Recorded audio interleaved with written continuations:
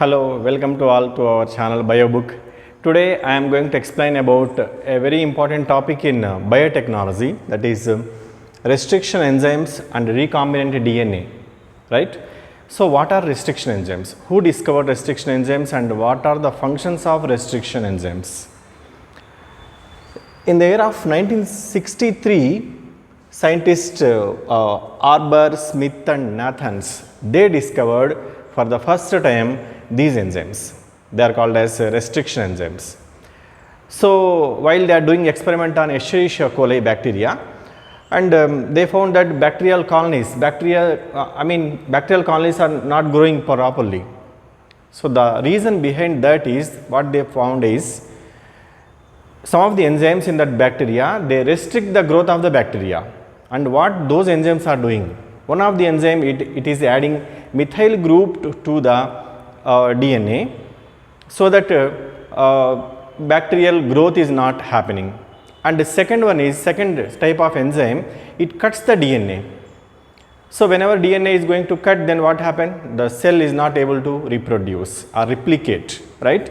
So the second enzyme which cuts the DNA at different points, so that is actually called as a restriction enzyme. Okay, so these restriction enzymes, they are called as molecular scissors or chemical knives. Okay, these are the extra names of these restriction enzymes. And these restriction enzymes, they comes under the category of nucleases. Nucleases means they cut the nucleic acids, particularly DNA, RNA. Nucleases, they comes under the classification in nucleases, right? So in nucleases, restriction enzymes are there, and these restriction enzymes are of two types: exonucleases and endonucleases. Exonucleases, they cut the DNA at their ends, so they are called as exonucleases, whereas endonucleases, they cut the DNA at specific points. Let us see what are the specific points and how these endonucleases cut the DNA, right? So these endonucleases, they are having a lot of significance in the field of biotechnology and genetic engineering, right? So here which enzyme is the first discovered restriction enzyme? The first discovered restriction enzyme is HIND2, HIND, this is Roman 2, HIND2. And let us see some more examples like ECOR1, ECOR1, this is also one of the restriction enzyme. And from 230 strains of bacteria, more than 900 restriction enzymes are available nowadays. Okay, so scientists, they discovered those many types of, those many varieties of restriction enzymes from different strains of bacteria. Okay, so what is the full form of this enzyme ECOR1? What is the meaning of ECOR1? What is the meaning of HIND2? Here the first letter indicates genus from which bacteria it was extracted, and the second two letters indicate the species, and last fourth letter indicates strain, and this is the order number. Okay, order of extraction from the laboratory, that is Roman letter 2. Okay, so what is the meaning of HIND2 here? H for Haemophilus, it is a bacteria.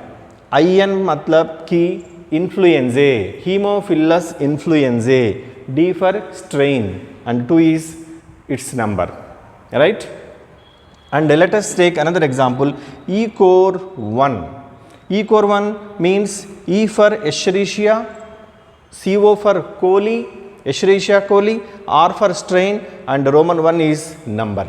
Okay, so this is the reading of these restriction enzymes. Okay, now these restriction enzymes, what I told ki, they recognize a specific sites in the DNA, so they cut the specific sites. So whenever they cut the DNA, here two types of ends will form. Those are blunt ends and sticky ends. Okay, suppose now I am cutting this, now I am see how this chalk piece is broken down like this. So these are two ends are formed, these ends are called as blunt ends, right? but some other type of whenever these enzymes they cut the DNA, they form sticky ends. So let us see what is the meaning of sticky ends also, right. So here these restriction enzymes, they find a special type of sequences in DNA. So what are those special type of sequences? Those sequences are actually called as palindromic sequences. Palindromes, you know, I think the meaning of palindromes. Palindromes are a group of letters which form a word. Whenever you read that word from forward direction or backward direction, it will give same meaning. For example, here you see Malayalam, M-A-L-A-Y-A-L-A-M, Malayalam. So, and backward also M-A-L-A-Y-A-L-A-M, Malayalam. So, whenever you read in this direction or in this direction, it gives same meaning, right. So, these type of sequences, these type of words are called as palindromes. So, one more is race car, R-A-C-E-C-A-R, R-A-C-E-C-A-R. Okay. So many examples are there like this palindromes. So these type of palindromic sequences are there in the DNA.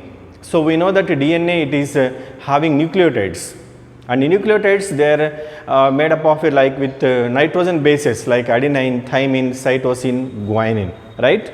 So here in this DNA, this is one of the example of palindromic sequence.